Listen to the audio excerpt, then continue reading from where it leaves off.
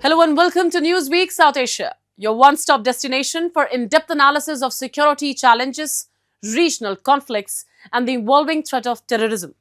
Let's take a look at the headlines first.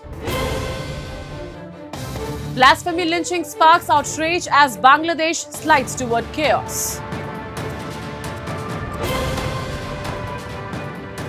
Pak former PM Imran Khan, wife Bushra Bibi sentenced to 17 years in Tosha Khana's second case. And electricity misuse, weak infrastructure, fuel load shedding in POJK. Bangladesh is sliding deeper into crisis as the country moves closer to national elections, with political uncertainty, street violence, and communal tensions converging into a volatile mix. What began as political unrest has now taken a darker turn, with religious minorities increasingly finding themselves in the crosshairs. The lynching of a Hindu man over alleged blasphemy has triggered fresh outrage, raising serious questions about the interim government's ability or willingness to rein in extremist forces gaining ground under its watch.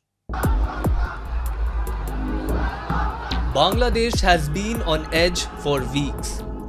The killing of youth leader and election candidate Sharif Osman Hadi during a campaign event in Dhaka sparked violent protests across the capital.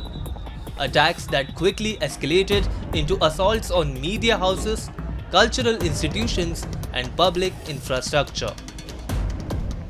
Security deployments increased, but order did not return. Instead, the unrest has widened, spilling beyond politics and into communal fault lines long feared by minority groups. That fear turned into a brutal reality in Mymensingh. A Hindu factory worker, Deepu Chandra Das, was lynched to death over alleged blasphemy. His body later hung from a tree and set on fire in public view. Local and eyewitness accounts say Das was first dragged out of his workplace, beaten with sticks and crude weapons, and then killed by a mob accusing him of making derogatory remarks about Islam and Prophet Muhammad. The horrifying visuals circulated widely on social media, sending shockwaves far beyond Bangladesh's borders. 10 people have been arrested so far, but for many, justice feels uncertain. The lynching has become a grim symbol of what minority groups say is a worsening pattern. One unfolding under the interim administration led by Muhammad Yunus.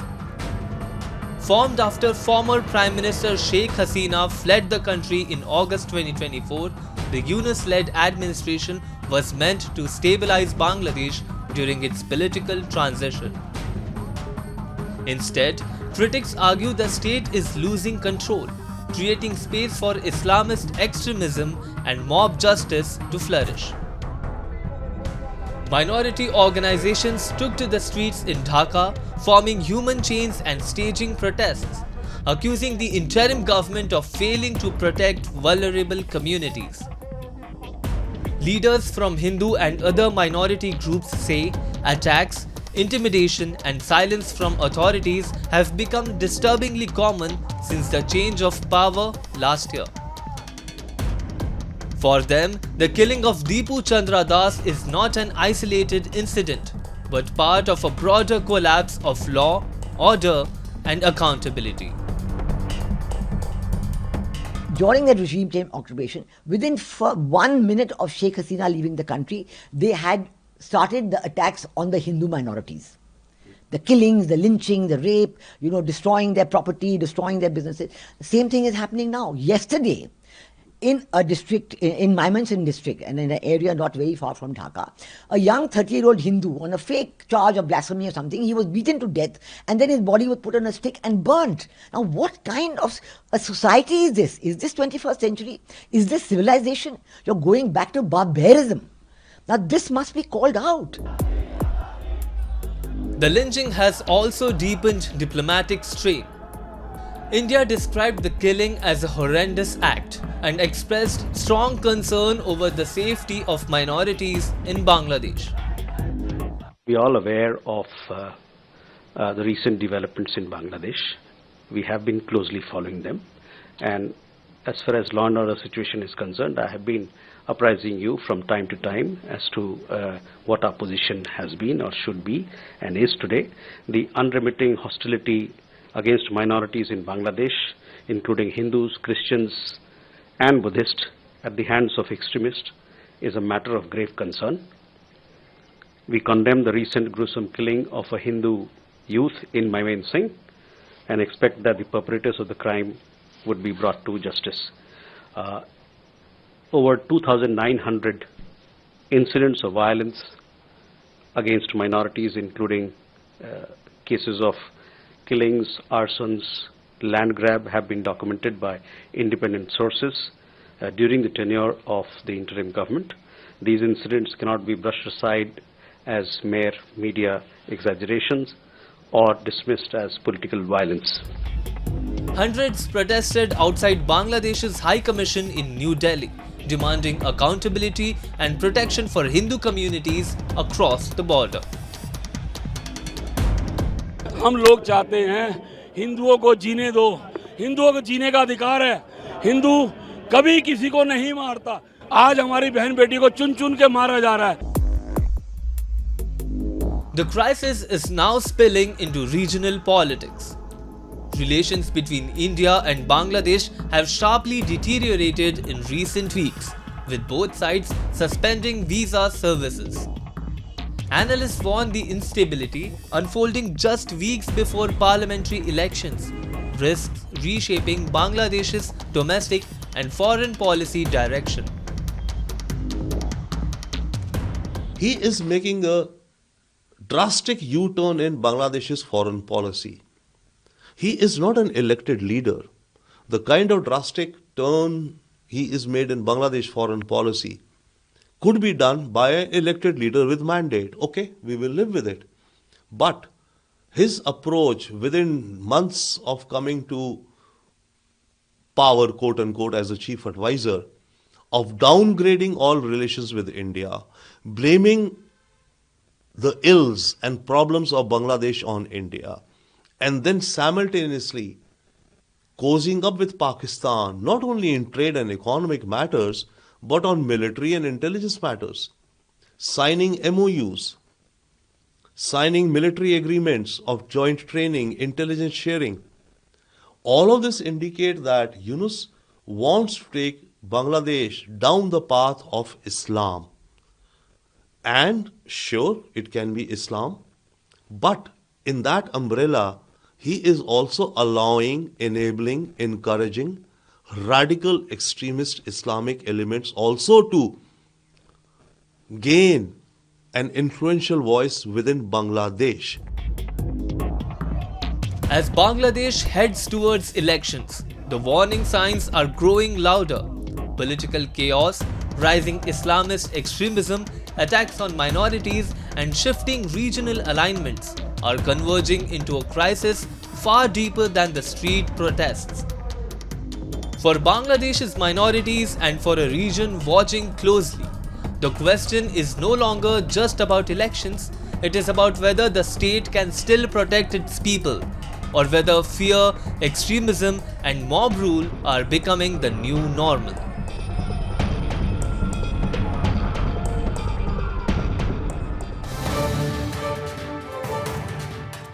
Bangladesh is at a critical political crossroads. With elections approaching, questions are mounting over governance, public security, and the shrinking space for dissent. The interim administration led by Mohammad Yunus is facing growing scrutiny over its handling of unrest, the rise of Islamist influence, and concerns about the safety of religious minorities in the country. To assess the situation on the ground and its wider regional implications, I am joined by Rehman Khalilur Mamoon, human rights activist and executive president of the International Forum for Secular Bangladesh. Hello, sir. Welcome to Newsweek South Asia. My first question is, Bangladesh is moving closer to elections, we all know, but the country is clearly going through a phase of political chaos. With the unrest on the streets, rising security concerns, and even the Awami League is now banned. How do you assess the current political situation in Bangladesh at this crucial moment? The current situation, all over the country knows that the current situation is going very dangerous situation, very alarming situation in Dhaka, in Bangladesh. Attacks in Awami League leaders and activities of the other political parties across the country of the and recently all humanitarian and international human rights organizations around the world are expressing deep concern. So the political situation is very danger on the way. In the past few days, the political violence has taken horrific and brutal from historical moments in Dhanmondi 32 in Dhaka were vandalized again.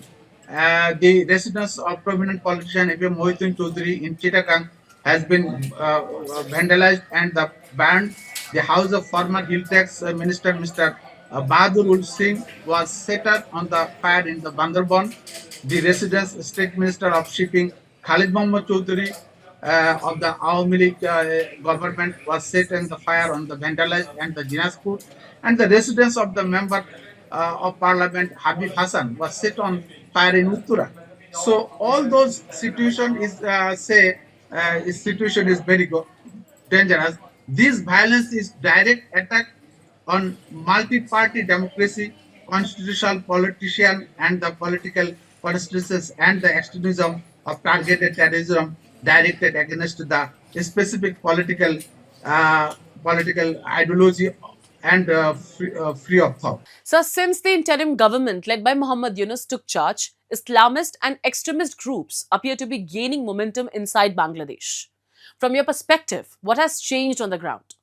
Since August 24, the December until the December 24, the illegal and unconstitutional Yunus government has been in power last 17 months. Basically in July, August 24, many international Islamic extremist organizations overthrew the previous elected government.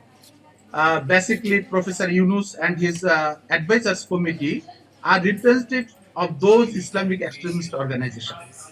From the beginning to the person to the present, local political party of the religious fundamentalist Jamaat Islami, Islamic terrorist group Hizbut Tahrir, Ansarullah Bangla team, and Pakistani Islamic terrorist groups Lashkar-e Taiba, Hizbutul Jihad Islami, Hizbutul Mujahideen, Mujahideen.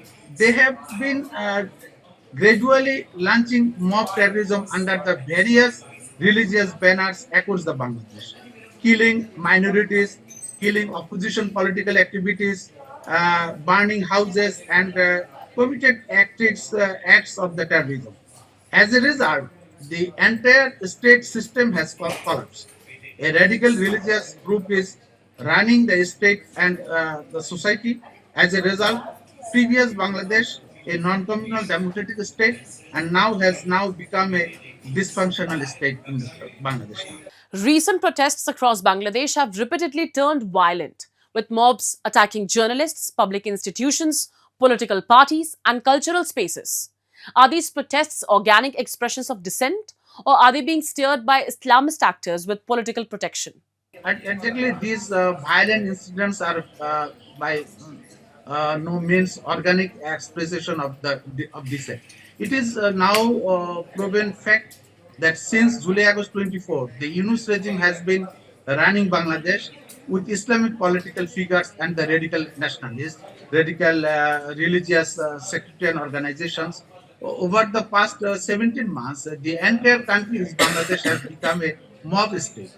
It has become known as a threatening ISIS state, terrorist ISIS state. People in the country do not have freedom of speech, civil rights, basic human rights, or even the right of normal security life. Now, under the state control, a Taliban state has established under the leadership of the Professor Yunus, led by Jamaat Islami, Hafazat Islami, and the banded organization Ansar Bangla Bhai and Hizbut Tahrir. That's my opinion. The killing of Deepu Chandra Das has shocked many inside and outside Bangladesh. This was not an isolated case. Attacks on minorities seem to be increasing under the interim government led by Muhammad Yunus. What does this incident tell us about the current safety of religious minorities in the country? Uh, about the persecution in the minorities is continues in Bangladesh last 17 months.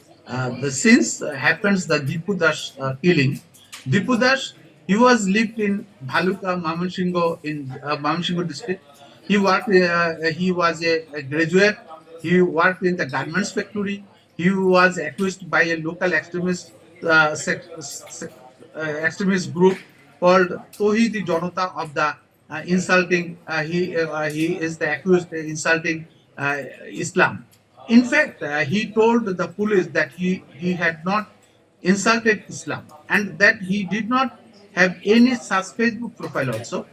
And the police and RAB intelligence agency said in their investigation reports they did not find any insulting evidence against Islam, against Dipu Das. So this story is really the tragedy in whole of the world.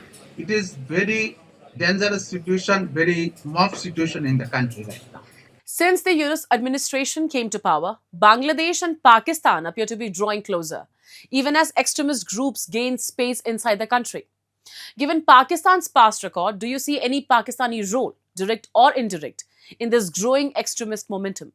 Regarding the Pakistan, in Bangladesh, most of the advisors, official and his own political views of the Professor Yunus government are anti-India.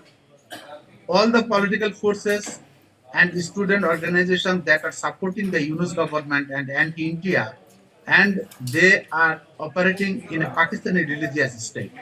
Therefore, their interest in the Muslim nation is greater in Pakistan. Since Yunus came to the power, he has been compromising against the conspiracy against the India and establishing exclusive diplomatic relation with the Pakistan. Pakistan Religious Agency ISI and the leaders of various militant organizations in Pakistan have visited Bangladesh regularly. Pakistan is now trying to create a radical communal state in Bangladesh and is carrying out prohibited activities against India on Bangladesh soil. Pakistan intelligence agencies are trying to divide India by destroying communal harmony in seven sisters of North India through the Bangladesh. Pakistan International Agency ISI is planning to major terrorist attack in India citizens and the India High Commission in Bangladesh. Very recently, the intelligence sources have claimed that the sabotage has been planted from upcoming December. December 26th after. The Pakistan planted a major bloody attack by the exploiting the anti-India sentiment in Bangladesh. Thank you so much for sharing your insights, sir. Pakistan's political fault lines are widening once again, this time through the courtroom. Former Prime Minister Imran Khan and his wife Bushra Bibi have been handed 17-year jail terms in the Toshakhana second case, a verdict their supporters call judicial overreach and political retribution. The ruling has triggered heightened security, fears of unrest, and renewed questions over the independence of Pakistan's justice system. As police flood the streets of Rawalpindi and protests loom, the case is fast becoming a flashpoint in Pakistan's deeper struggle between popular mandate, military-backed power, and the rule of law. A Pakistani court has sentenced former Prime Minister Imran Khan and his wife Bushra Bibi to 17 years in prison each in the Toshakhana second corruption case, a verdict that has immediately triggered political unrest and heightened security measures across the country. In anticipation of protests by supporters of Khan's Pakistan Tehreek-e-Insaf party, authorities deployed more than 1,300 police and security personnel across Rawalpindi, sealing key routes and placing riot units on standby to prevent demonstrations. The crackdown comes after Khan urged his supporters to take to the streets, calling the verdict politically engineered and legally flawed. Officials say the security deployment is meant to maintain law and order. Critics argue it reflects Islamabad's growing reliance on force rather than legitimacy, a pattern that has become routine since Khan's removal from office in 2022. The latest conviction stems from the so-called Tosha Khana second case, involving allegations that luxury state gifts received during Khan's tenure were deliberately undervalued and purchased at throwaway prices. The case centers on a high-end jewelry set reportedly gifted to Bushra Bibi during a 2021 visit by Saudi Crown Prince Mohammed bin Salman. Pakistan's Tosha Khana rules allow officials to retain state gifts only after paying their assessed value to the exchequer. Khan's lawyers say the valuation process itself is disputed and that similar practices by past leaders were ignored without consequence. जो सियासी इंतकाम पे मबनी जो चीज़ें भी की जाएं वो किसी तौर पे ना उनको सपोर्ट किया जा सकता है और ना ही उनकी तइद की जा सकती है। जमात इस्लामी ये समझती है कि इमरान खान साहब के ऊपर जो मुकदमात हैं वो मुकदमात सियासी नोयत के हैं और सियासी नोयत के मुकदमात को ताकत और जबर के ज़रिए से सज़ाएं सुनाना ये किसी मसले का हल नहीं है। This conviction adds to a growing stack of legal cases against Khan, from corruption and state secrets to terrorism-related charges, most filed after his ouster. He has remained behind bars since August 2023 and is currently held in Adiala jail under conditions his family describes as isolating and psychologically punishing.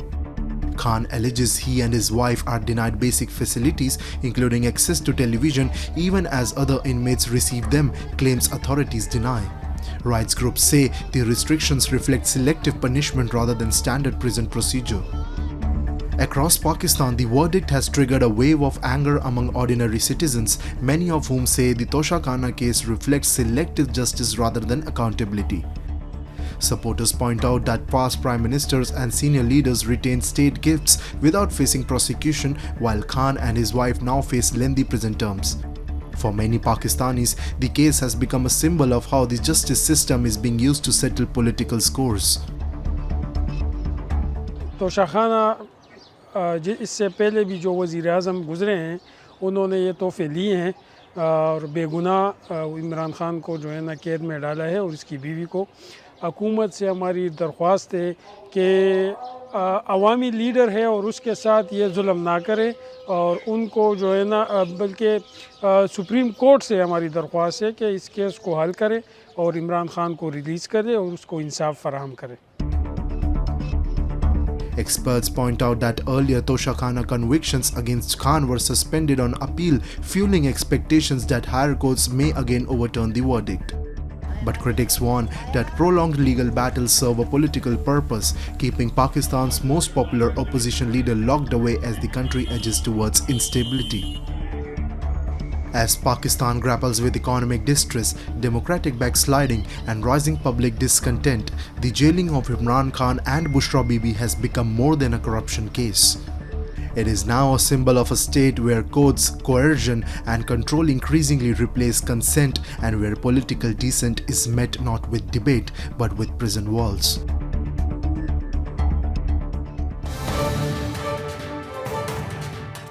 In Pakistan-occupied Jammu and Kashmir, chronic power outages are exposing a widening gap between resource generation and governance delivery. Despite hosting key hydropower installations, large parts of POJK continue to face prolonged and erratic load shedding, raising questions about Pakistan's management of the region's electricity infrastructure. Our report. Despite the presence of multiple hydropower projects in the region, Pakistan-occupied Jammu and Kashmir is facing frequent and prolonged power outages. From households to marketplaces and from classrooms to hospitals, the power crisis has brought daily life to a standstill. Local traders say businesses are collapsing under erratic electricity supply. Students complain their studies are repeatedly disrupted, and for patients dependent on medical equipment, every blackout brings new risks. For many residents, the irony is bitter. POJK generates electricity, yet its own people remain deprived of it. तो बिजली का जो है वो जायज इस्तेमाल भी करना चाहिए ताकि महकमे के ऊपर भी बंडल ना हो और लोग भी जो ताजर हैं, जो स्टूडेंट हैं, जो बीमार हैं, जो हर तरह के लोग, इनको भी परेशानी ना हो। ताकि देखें अगर लोड शेडिंग होगी तो कारोबार कैसे होंगे, स्टूडेंट कैसे पढ़ेगा और जो बीमार हैं वो बेचारे कैसे गुजर बसर करेंगे। मतलब मुश्किल काम है ये। Residents accuse authorities of running an unjust system where power generated in POJK is diverted elsewhere while local communities face enforced shortages. In several neighborhoods of Muzaffarabad, electricity is restored briefly, only to be cut again within minutes. In more remote areas, power cuts reportedly stretch up to 48 hours. Critics say this is not a supply problem but a governance failure. Outdated transmission lines, weak grid infrastructure, and years of underinvestment have left the system unable to meet demand even as electricity continues to be exported to mainland Pakistan. Locals also alleged that accountability is absent, with no transparent explanation from authorities on why POJK is made to bear the brunt of load shedding despite its contribution to Pakistan's power grid. हमारा यही है कि मुजफ्फराबाद में load shedding खत्म करें। बिजली पाकिस्तान में जा रही है, सारी पाकिस्तान में जाती है, वहाँ पे लोड शेडिंग कम होगी। या मुजफ्फराबाद वालों के साथ क्या है इनको? हम तो ये कहते हैं कि मुजफ्फराबाद में बिजली पूरी करें, तो मुजफ्फराबाद की बिजली हमारी है। तो वो पैसे तो नहीं दे रहे हैं, कम कर रहे हैं, वो पैसे देते नहीं हुकूमत पाकिस्तान हमें, फिर भी हमारे भाई वो डाल देते हैं। मगर ये हम लोग ये कहते हैं कि बिजली पूरी दे मुजफ्फराबाद को, बस। Beyond daily inconvenience, residents see the power crisis as a symbol of Pakistan's broader exploitation of the region. Analysts point out that POJK's administrative setup offers little real autonomy over resources, allowing Islamabad to control energy policy, pricing, and distribution, often at the cost of local welfare. Public anger has been growing, with repeated protests over electricity shortages, inflated bills, and broken promises, all pointing to a pattern of neglect rather than reform. For many in POJK, the recurring darkness is no longer just about electricity. It has become a stark reminder of political marginalization, economic extraction, and Pakistan's illegal grip over the region, where even basic necessities remain hostage to decisions taken far beyond the mountains of Muzaffarabad.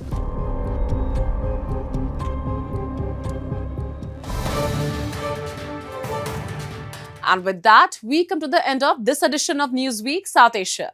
We'll be back next week with more news, views, and analysis from the subcontinent. Meanwhile, to keep writing to us at nwsa@nin.com. This is Shivangi Mishra signing off on behalf of the entire team of Newsweek South Asia. Goodbye and take care.